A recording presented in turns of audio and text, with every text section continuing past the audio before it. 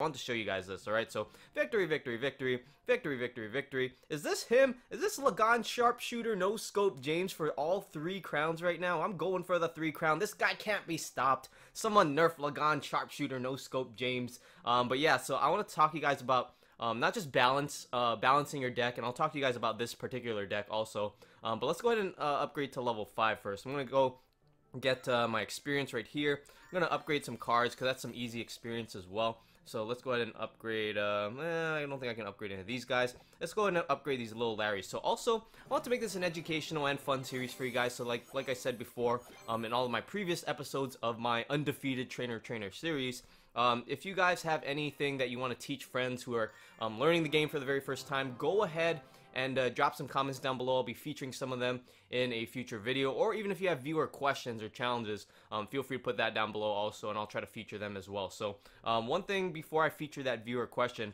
is at the time of this video, I wasn't able to see whether we got like 1,000 likes on the previous one to slay Harry or kill Harry the magical chest.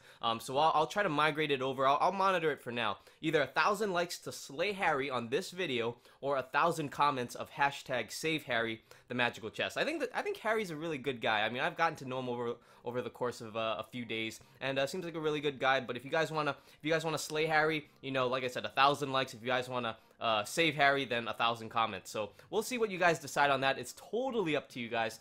Alright, so let's go ahead and narrate this match for you guys, but before we do that, I actually want to highlight a viewer question, and this viewer question comes from Hamlet, and Hamlet says, I'm a level 3, and I keep matching up against level 4s and 5s with witches, cannons, and in general, many players with much higher level troops than me. I'm around the 700 trophy area and keep losing games. What should I do? Now, if you guys have any other, like, you know, viewer questions or, you know, tips for new players, feel free to put that down below. But let's go ahead and answer Hamlet's question. So basically, you know, it's kind of like a two-part answer. I think most of the times, one of the major mistakes that people make in terms of just like the mental game in Clash Royale is that they see someone higher level and they automatically think, oh man, this guy has the huge advantage over me, so I'm gonna lose. So actually, you know, I would wipe that from your mind right now.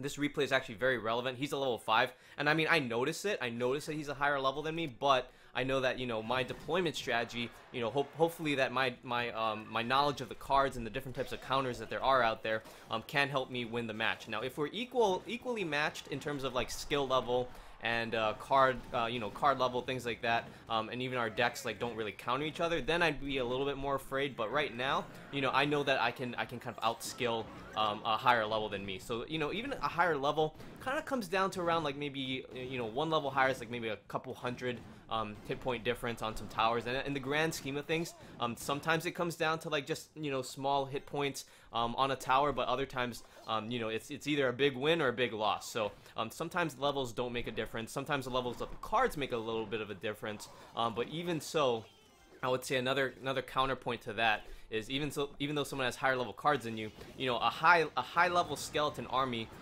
will still get nuked by, like, you know, a lower level bomber is what I'm trying to say with that. So it's kind of more about the counters of the cards and how you use the counters of those cards, because sometimes I mean, I'll go ahead, you know, this was supposed to be like, you know, maybe my top 5 tips for beginners video. I'll go ahead and kind of discuss that throughout this video, but I think one of the things that you guys have to understand is, even though you have like cards that you know, directly counter someone else's cards, you still have to know how to use them. And even so, even if you know how to use them, maybe, you know, when you first start off a match, you get 4 cards at random, a random draw of 4 cards. So like, even though, like, I'll use the example again of a skeleton army and a bomber, even though your opponent deploys his skeleton army and you have a bomber, your bomber might not be in the first initial deploy of like 4 cards. So you might be, you know, you might not have that bomber until very much later in the match. So you might have that counter, but you might not be able to use it. So hopefully that makes sense. So like right now, what I'm trying to do is I'm just trying to like put a little bit more pressure on his right tower, and then also maybe try to go for the Lagan Sharpshooter No Scope James. And we are about to take down, I think, a level 5, and so we're a level 4 at this point. So Lagan James lining up the dunk show. He's doing the 360. He's doing the 360 windmill on the printer. Oh boy, he just dunked on the level 5. So yeah, we're gonna go ahead and do some live matches right now, and we'll show you guys some of these, some of my top 5 tips for beginners. So I'll try to incorporate those into a match, and let's go ahead and find one right now. Alrighty, so a 20-0 win streak is currently on the line. We're going up against a level 4, so already I do have a slight advantage, but if he has counters to my cards, then, you know, it's all ogre at this point. So let's go ahead and right now, I'll actually touch upon a little tip, maybe like I said, my top 5 tips for you guys in this video. So he actually deploys a goblin hut right now, and he's a little low. Ooh, he drops a lot of stuff. Alright, so I'm gonna drop a bomber because I know that directly counters the barbarians, and then also arrows to counter those minions as well. So right now we're kind of even in terms of trading. I got some free hits on his tower on the right side. So right now I'm kind of ahead. So I'm gonna actually just deploy a giant right now because I'm at 10 elixir. I don't want to waste it. But he has a giant on his side. So what I'm gonna do is I'm gonna go ahead and kind of wait a little bit, wait for that giant to like get to my side of the river a little bit. I'll deploy the knight in back because I want to distract that prince right there, and then also I'm going to deploy some archers on the right side also. I need to distract that prince because if that prince hits my tower, that's a really good like double damage right there. So right now, what my giant's doing is he's actually doing some really good work on that tower. That bomber's going to do some work on my tower on the left side. Mini P.E.K.K.A, I got to distract the Mini P.E.K.K.A with my giant. The Mini P.E.K.K.A is actually a really good giant killer, but he is fairly tanky, and that Mini P.E.K.K.A is going to take a long time to take him down. So one of his mistakes is he kind of was too focused, I think, on my tower on the left, and you know, he kind of let my giant just kind of run unopposed on the right side. So you know, sometimes you do have to play some defense. He was kind of going pure offense at that point. So for me, I'm more of like a counter play type of person. I want to see what my opponent does, and then I'll try to counter them. So right now, giant, he's not comboing his cards right now, so he doesn't drop you know, a giant and a musketeer in the back. He actually drops a prince, which I'm going to go ahead and distract off to the side. Prince is kind of like an easy counter if you just kind of distract him with like these lower type of cards and things like that. So prince is actually going to touch my musketeer, I think, but I'm going to drop this giant right here to kind of block that bomber as well. So I'm going to drop my bomber in the back too, try to take down those barbarians also. So let's see if the bomber can take down those barbarians. Ever so slightly, they're going to start taking them down. Alright, so that's actually really good. Let's go ahead and distract this Mini P.E.K.K.A off to the side. Got some minions coming this way too.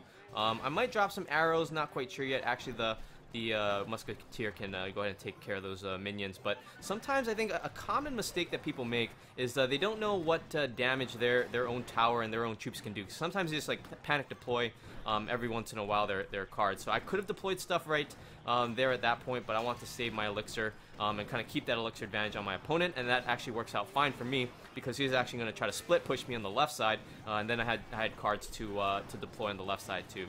But yeah, in terms of like tips, let's talk about some of the top 5 tips because I know I'm going to win the match. I'm going to drop this fireball in the grass.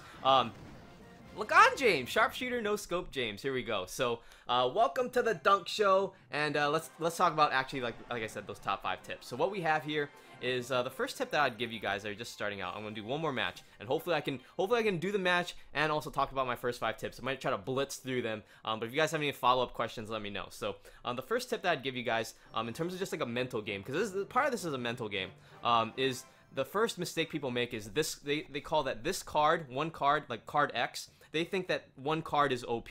And that's actually the wrong way to think about it, because it's really what it comes down to is it's a combo of cards that makes the deck good, or makes the deck balanced. So for example, this giant skeleton right here, I'm gonna drop a musketeer. Oh, he's got some barbarians here too, so I might actually have to drop this fireball. Fireball, in my mind, I already know it kind of counters the barbarians. I can't let that giant skeleton touch my tower, so that's good because that bomb's gonna explode.